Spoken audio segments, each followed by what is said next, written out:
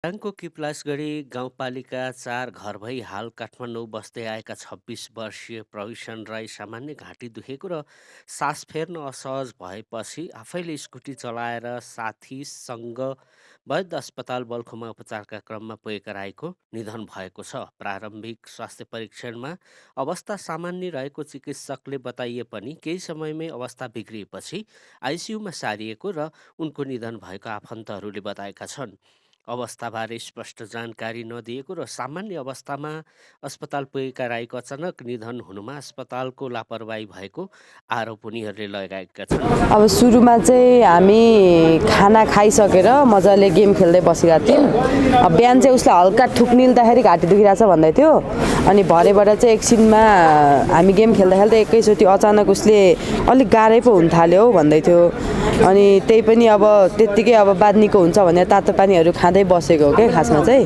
अनि त्यसपछि चाहिँ भरेबाट चाहिँ उसलाई अति भएछ, अति सहन अलिक गाह्रो हुन थालेपछि चाहिँ हस्पिटल नै जानुपर्छ होला भनेर अनि हामी हस्पिटल हिँडेको के।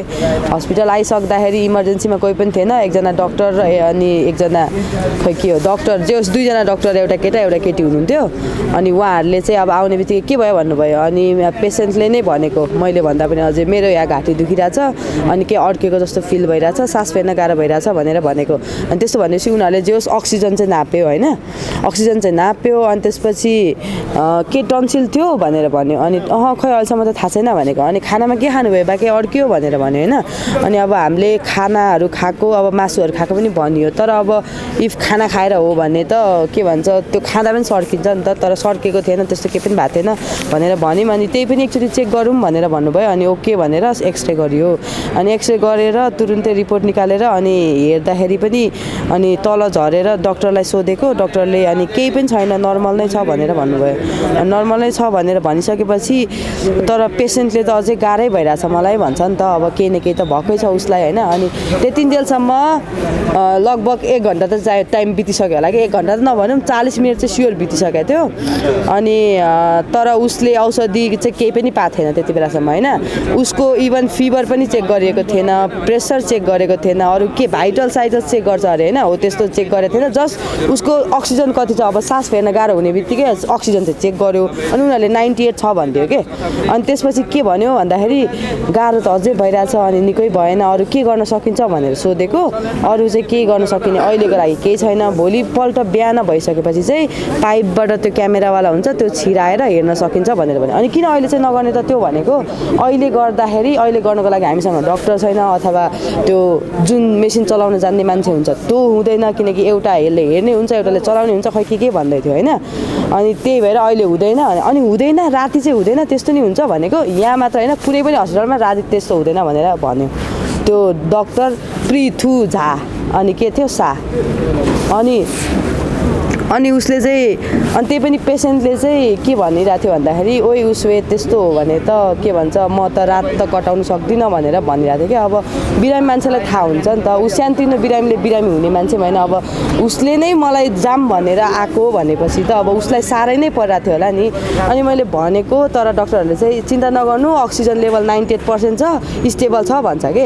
अब स्टेबल चाहिँ त्यही अक्सिजन सुरुमा आएको हेरेर मात्रै स्टेबल भनेर हुन्छ त, त्यस्तो हुँदैन नि। अनि पछिबाट चाहिँ अनि फेरि जब मैले पेसेन्टको कुरा सुनेर फेरि डक्टरसँग कुरा गर्नु गएँ। अनि त्यसरी त किन त्यसरी त गाह्रो हुन्छ होला। अनि त्यसपछि के अरे अब त्यत्रो अहिलेको टाइमदेखि अब राति हामी 12-1 बजे पुगेको थियौँ होइन, 1 बजे ल त्यति बेलासम्म 1:30 भएको थियो होला अरे। 1:30देखि भोलि बिहान 9 बजेसम्म राख्दाखेरि त अब त्यो बिचमा केही भयो भने के गर्ने भनेर भनेको। डक्टर पृथु झाले चाहिँ के भन्यो भन्दाखेरि त्यति बेला के गर्नुपर्छ पर्यो भने हामी गर्छौँ तपाईँले हामीलाई भन्नु पर्दैन भनेर भने कि। अनि तर उसले लास्टमा परेको बेलामा चाहिँ ऊ त्यो माथि पुर्याउने बित्तिकै त्यो जब उसलाई अट्याक आयो अथवा के भन्छ हो त्यो त्यति बेला चाहिँ त्योवाला डक्टर नै थिएन कि, अरू मात्रै थियो। अनि इभन त्यति बेला म जाँदाखेरि त्यही एउटा नर्स मात्रै थियो। अनि त्यसपछि पछिबाट अर्को नर्स आयो अनि डक्टरहरू चाहिँ लास्टमा आएको कि समस्या भइसकेपछि आयो। अनि अन्तिम स्टेजमा भएपछि आयो कि। अब त्यत्रो टाइम जे 1.5 घन्टादेखि 1 घन्टा 40 मिनटसम्म त अब हामीले कुरेकै हो नि त, तर त्यति बेलासम्म कुनै पनि मेडिकेसन भएन क्या। मङ्गलबार साँझ लामो प्रयासपछि वार्तामा 13 सदस्यीय टोली बसे पनि बिना निष्कर्ष टुङ्गिएको छ। बुधबार बिहान 10 बजे पुनः वार्तामा बस्ने वार्तामा संलग्न वार्ता टोलीका सदस्यले बताएका छन्। वार्तामा बसे पनि अस्पतालका पीडक टोलीले कुनै गम्भीरता नभएको भन्दै मृतक राईका आफन्त आक्रोशित बनेका छन्। घटनामा के भयो पुरा भिडियो हेर्नुहोस्। त्यहाँ डेट अहिले नलिने भयो, हामी साइन नभने भयो। उहाँले के भन्नुभयो भने प्रहरी प्रशासनको के कुरा आयो भने यहाँको इन्सपेक्टर साहबबाट चाहिँ तपाईँहरूले 48 घन्टाभित्र पोस्टमार्टम डेथ बडी पोस्टमार्टम नगर्दा रिपोर्ट राम्रो नआउन सक्छ। त्यसैले तपाईँहरूले अहिले चाहिँ स्पष्ट थाहा छ हस्पिटलको लापरवाहीले चाहिँ हाम्रो चाहिँ अहिले चाहिँ डेथ बडी म्यानेज गर्नु भन्ने कुरा आयो।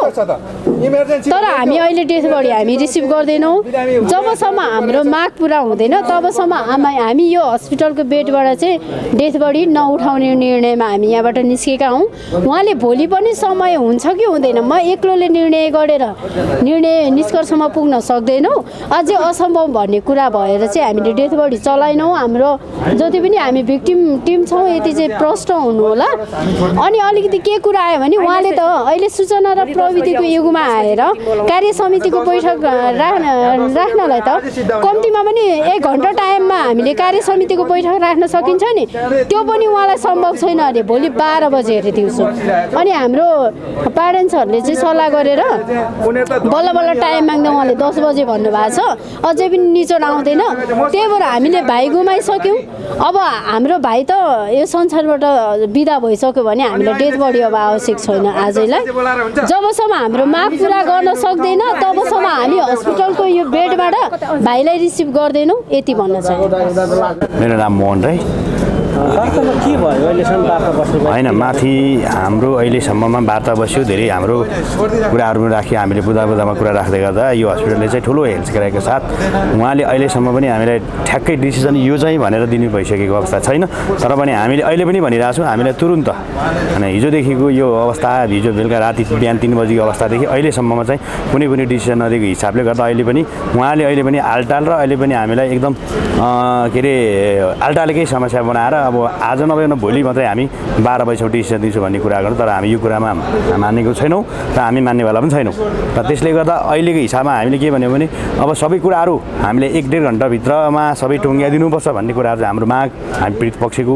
तर हस्पिटलले गर्दाखेरि हस्पिटलको सञ्चालकज्यूहरूले चाहिँ सबै कुराहरू चाहिँ उहाँले चाहिँ अहिलेसम्म पनि हामी नटिरहेको अवस्था छ। तर अहिलेको हिसाबमा अहिले हामीले भन्नु सक्ने केही छैन किन राति पनि भइसकेको छ। र भोलिको लागि चाहिँ हामीले धेरै कुराहरू सोच्नुपर्छ हस्पिटलमा भनिसकेका छौँ।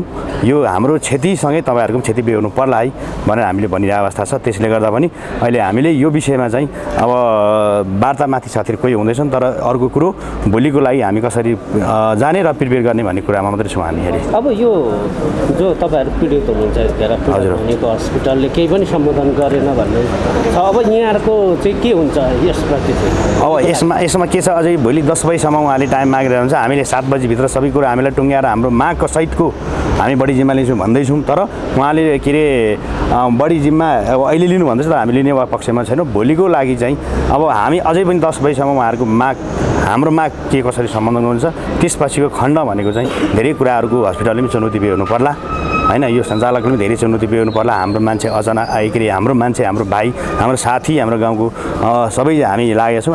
हाम्रो मान्छे यहाँ हस्पिटलमा आएर मारेको छ। यो कुरो डक्टरले पनि भनिसकेका छ, सञ्चालकले पनि त्यो कुरो भनिसकेका छन्। तर सञ्चालकले नटिरहेको अवस्था छ। त्यसले गर्दा अब अहिलेको खण्डमा हामीले केही भन्न सक्ने अवस्था छैन। भोलिको विषयमा हामी यो कुरालाई भोलि 10 बजीभित्र हाम्रो माग सम्बन्धन भएन भने यो हस्पिटलले धेरै ठुलो क्षति बेहोर्नुपर्ने स्थिति बन्छ। मेन भनेको उनीहरूले आफ्नो गल्ती पनि एक्सेप्ट गरेको छैन कि जुन उनीहरूको लापरवाहीले जुन बेला मेरो भाइलाई ल्याइपुर्यायो। इमर्जेन्सी भनेको के त? इमर्जेन्सी भनेको फौरन ट्रिटमेन्ट हुनु पऱ्यो नि त। जुन चिजको रोग लागेर आएको छ त्यही चिज सम्बन्धीको डक्टर आएको हुनु पऱ्यो नि त। डक्टर पनि नआएको, फोनमा बोलिराखेको थियो अरे। हेल्थ चेक गरेको एउटा एक्सरे गरेर हेरेर मात्रै हुन्छ? त्यो त बाहिरको चिज मात्रै देखिने कुरा हो नि त, भित्रको त देखिँदैन नि त। त्यो पनि डक्टर नआएर चाहिँ लास्ट यिनीहरूले केही पनि नगरेको, कुनै पनि मेडिसिनहरू नचलाएको, कुनै पनि मेडिसिनहरू नदिएको। त्यसपछि जब मान्छेलाई त्यो सास फेर्नु गाह्रो, अझ बढी सास फेर्दै अब ट्रिटमेन्ट नगरेपछि त उसलाई झन् साह्रो हुन्छ नि त। लास्ट स्टेजमा आएर चाहिँ उसलाई सिजर भयो होइन, थर ऊ कामेर ढल्यो नि। त्यसपछि चाहिँ फोन घुमाउनु थाल्यो अरे होइन।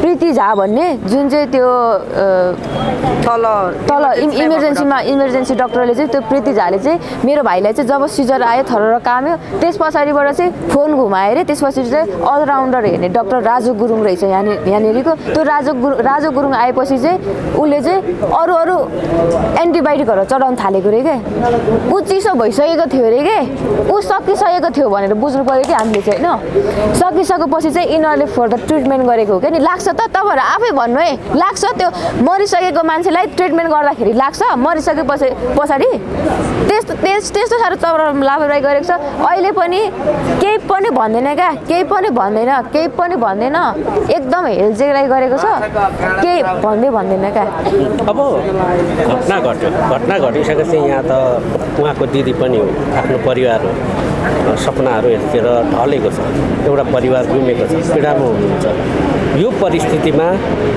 अस्पतालसँग यो वैधा अस्पतालसँग चाहिँ हजुरहरूको माग चाहिँ के छ हरेक कुराहरूको जिम्मेवारी लिनु पर्यो नि त उनीहरूले मेरो भाइ जुन चाहिँ सानो 18 वर्षको भयो उसको दिमागमा के इम्प्याक्ट पर्यो उसलाई के असर पर्यो होला त अब अहिलेको जेन हो टिनेज एज हो उसलाई के कस्तो असर पर्यो होला त भोलि गएर उसको जिम्मेवारी कसले लिने मेरो आमा जुन चाहिँ हुनुहुन्छ ब्लड प्रेसर उहाँलाई अहिलेसम्म पनि विश्वास भएको छैन क्या अहिलेसम्म पनि अनकन्सियस छ बेहोस मात्रै भएको भनेर राखिरहेको छौँ उहाँले ब्लड प्रेसर हाई छ उहाँलाई भोलि तलमाथि के भयो भने कसले जिम्मेवारी लिन्छ त्यो हस्पिटलले जिम्मेवारी लिनु पर्यो मेरो बाबा जुन भर्खर आइपुग्नु भएन उहाँलाई तलमाथि के भयो भने हस्पिटलले जिम्मेवारी लिनु पर्यो अरू मलाई केही तलमाथि के भयो भने हस्पिटलको प्रशासनले जिम्मेवारी लिनु पर्यो अनि अर्को कुरा मैले हरेक कुरा मेरो भाइले ब्याइसकेको पासपोर्ट पासपोर्ट बनाएर भर्खर आएको पनि हो होइन बाहिर जाने सोचेर पासपोर्ट बनाइराखेको थियो अब त्यो के हुन्छ त त्यो उनीहरूले कसरी चाहिँ परिपूर्ति गर्न सक्छ त त्यो परिपूर्ति गर्नु पर्यो नि मैले अहिले नेपालभरि नभए विदेश अन्य देश थुप्रै देशहरूमा मैले डोनेसन मागेर पनि होइन मेरो भाइको फर्काउन सक्दिनँ क्या मैले मेरो भाइलाई फर्काउन सक्दिनँ नि त होइन त्यसको हिसाबले जाने गइहाल्यो तर पनि म एउटा उसको दिदी भएको हिसाबले गर्दाखेरि मेरो आमा बुवाको मेरो भाइको मेरो हुन्छ नि भोलि हामीलाई केही भयो भने यिनीहरूले जिम्मेवारी लिनु पर्यो